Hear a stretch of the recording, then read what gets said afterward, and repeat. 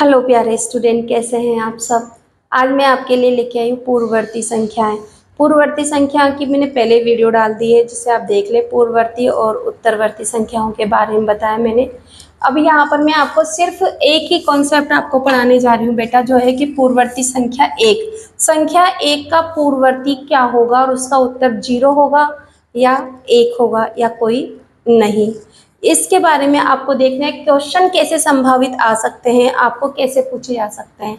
इससे पहले आपको समझना होगा प्राकृत संख्या है, पूर्ण संख्या है।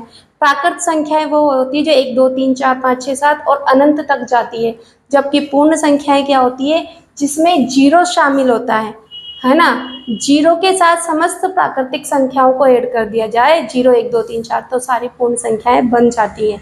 आपको ये ध्यान रखना है। अब यहीं से हमारा कॉन्सेप्ट शुरू होता है। मैंने आपसे कहा कि प्राकृत संख्या 1 से शुरू होती है, तो क्या 1 से पहले कुछ आता है क्या, तो आप कहेंगे नहीं।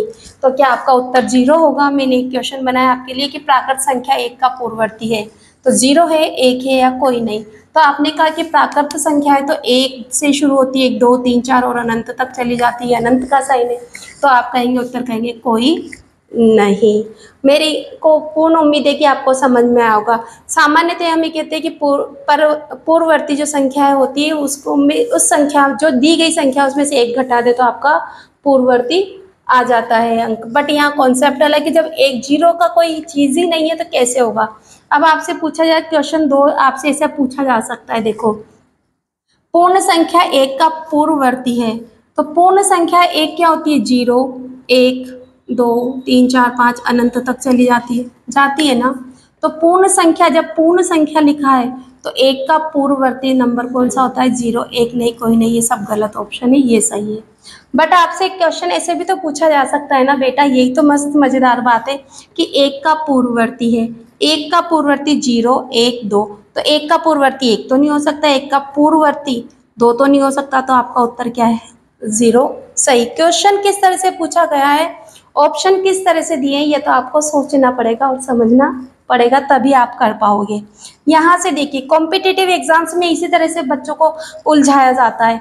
1 का पूर्ववर्ती है, अब 1 का पूर्ववर्ती 2 3 और फिर कोई नहीं, ऑप्शन इस तरह से दे दिया आपका। अब 0 का नाम तो कहीं है ही नहीं, तो इस स्थिति में आप कहेंगे कि ये क्या पता नहीं पूर्ववर्ती की जगह हो सकता है उत्तरवर्ती होता है, हम 2 लगा देते, पर ऐसा नहीं। तो ऐसी स्थिति में जब एक क्वेश्चन दिया तो आपको ये समझना पड़ेगा कि जब ऑप्शन में 0 नहीं है तो उत्तर लगाओगे आप कोई नहीं। क्यों लगाया ऐसा, क्योंकि यहाँ पर वो चाहता है एग्जामिनर, ये चाहता है कि आप इसे प्राकृत संख्या के रूप में कंसीडर करें। ये कहें कि एक प्राकृत संख्या 1 का पूर्ववर्ती है, तो उत्तर है कोई नहीं। क्वेश्चन में जो ऑप्शन दिए हैं उसी से आप डिसाइड कर सकते हैं कि कौन सा है। अदरवाइज कॉन्सेप्ट तो मैंने आपको समझा दिया, प्राकृत संख्या है तो कोई नहीं, पूर्ण संख्या है तो 0 और 1 का पूर्ववर्ती इस तरह से दिया हुआ है तो आप सीधा लिखेंगे। अब 1 का पूर्ववर्ती, अब यहाँ पर भले ही कोई नहीं है दे दे तब भी कोई दिक्कत नहीं है, आपको 1 का पूर्ववर्ती, क्योंकि प्राकृत संख्या जब तक नहीं लिखता है तब तक आप कोई नहीं, आप वर्ड नहीं लिखोगे, है ना। या तो इम्प्लाइड आपको समझना होगा जब 0 नहीं दिया होगा। उम्मीद करती हूँ कि आपको मेरी बात समझ में आई होगी। नहीं आए तो वीडियो को रिकैप कीजिए, फिर से देखिए, समझिए। अगर अभी तक आपने मेरे चैनल को सब्सक्राइब नहीं किया है, पहली बार आए हैं तो प्लीज़ सब्सक्राइब कर दीजिए। अगर पसंद आता है तो लाइक कीजिए, शेयर कीजिए। Thank you for watching my channel.